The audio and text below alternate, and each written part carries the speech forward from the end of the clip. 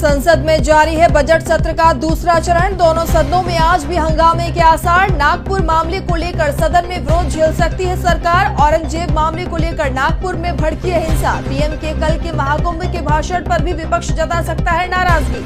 वक्फ संशोधन बिल और one nation one election पर भी विपक्ष जता सकता है विरोध। 4 अप्रैल तक चलेगा बजट सत्र का दूसरा चरण। आज हो सकती है सीईसी और ईसी की नियुक्ति के मामले में सुनवाई। इससे पहले सुप्रीम कोर्ट ने नए मुख्य चुनाव आयुक्त की नियुक्ति को चुनौती देने वाली याचिकाओं पर तत्काल सुनवाई करने से कर दिया था इनकार। सुप्रीम कोर्ट ने 19 मार्च तक टाल दी थी सुनवाई। एसोसिएशन फॉर डेमोक्रेटिक रिफॉर्मर्स सहित कई संगठनों की तरफ से दाखिल की गई है याचिका में संविधान पीठ द्वारा 2023 में दिए गए निर्देश का पालन नहीं करने का दिया गया है हवाला। लैंड फॉर जॉब घोटाले मामले में बिहार के पूर्व सीएम लालू यादव की पेशी आज। ईडी ने समन जारी कर पूछताछ के लिए पटना के जोनल ऑफिस में बुलाया। केंद्रीय एजेंसी ने बीते दिन आरजेडी नेता तेज प्रताप और राबड़ी देवी से भी पूछताछ की थी। ईडी ने राबड़ी देवी से तेजस्वी यादव के दिल्ली के न्यू फ्रेंड्स कॉलोनी वाले बंगले से लेकर सगुना मोड़ वाले अपार्टमेंट की जमीन तक संपत्तियों पर की पूछताछ। लालू यादव पर बतौर रेल मंत्री परिवार या सहयोगियों के नाम पर जमीन ट्रांसफर करने के बदले नियुक्तियां देने का है आरोप। ज्ञानवापी मामले में आज senior division fast track court में होगी सुनवाई। पक्षकार बनाए जाने की अर्जी का मामला।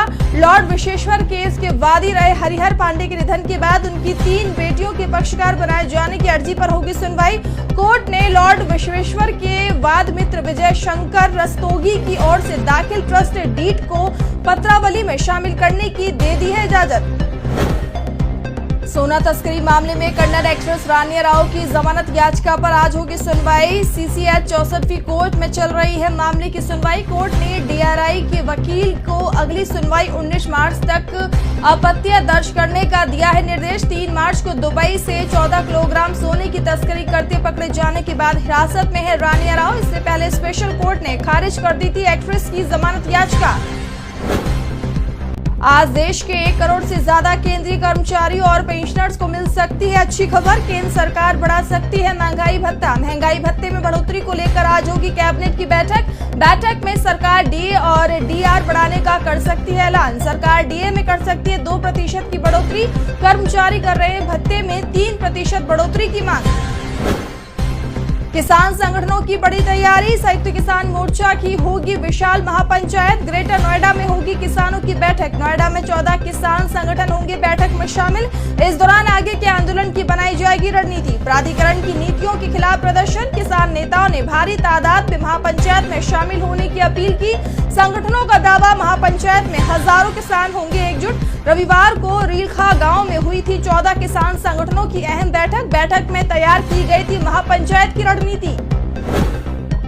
चंडीगढ़ में किसानों के साथ अगले दौर की बैठक आज। डल्लेवाल को पत्र लिखकर सरकार ने बताई टाइमिंग। केंद्र सरकार के प्रतिनिधियों के साथ संयुक्त किसान मोर्चा और किसान मजदूर मोर्चा की होगी बैठक। एमएसपी समेत कई मांगों पर करेंगे चर्चा। कई किसान नेता होंगे शामिल। चंडीगढ़ में सेक्टर 26 के महात्मा गांधी इंस्टीट्यूट में 11 बजे होगी बैठक। इससे पहले 22 फरवरी को चंडीगढ़ में किसानों और सरकार के प्रतिनिधियों के बीच हुई थी बैठक में केंद्रीय कृषि मंत्री शिवराज सिंह चौहान ने लिया था हिस्सा।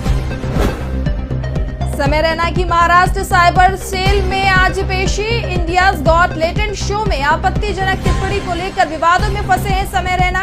महाराष्ट्र साइबर सेल ने समन जारी कर पूछताछ के लिए पेश होने का दिया है आदेश। इससे पहले 18 फरवरी को पेश नहीं हुए थे समय रैना, जिसके बाद समय रैना को एक और समन भेजा गया।